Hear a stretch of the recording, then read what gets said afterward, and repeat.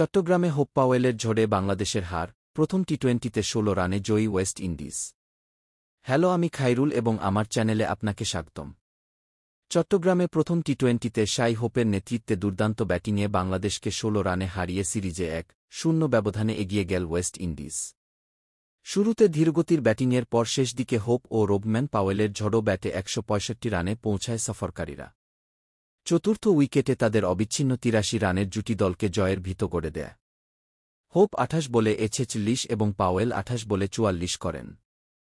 বাংলাদেশের বোলারদের মধ্যে নাসুম আহমেদ ছিলেন সবচেয়ে সাশ্রয়ী, ৪ ওভারে মাত্র ১৫ রান দেন। তাসকিন আহমেদ ২টি উইকেট নেন। তবে শেষ ৩ ওভারে ৫১ রান খরচে ওয়েস্ট ইন্ডিজ ম্যাচের গতিপথ ঘুরিয়ে দেয়। জবাবে ব্যাট হাতে বিপর্যয়ে পড়ে বাংলাদেশ। পাওয়ার প্লেতে ৪২ রানে ৪ উইকেট হারিয়ে ফেরে তারা। জেসন হোল্ডার ও জেডেন সিয়ালস নেন ৩টি করে উইকেট, আর আকিল হোসেন নেন ২টি। তানজিম হাসান ৩৩ রানের লড়াকু ইনিংস খেললেও বাংলাদেশের ইনিংস থামে ১০০ রানে। ফলে হোপ পাওয়েলের ঝোড়ো জুটির সুবাদে ১৬ রানে জয় পায় ওয়েস্ট ইন্ডিজ। খেলাধুলার সবশেষ রোমাঞ্চকর খবর পেতে এখনই চ্যানেলটি সাবস্ক্রাইব করুন।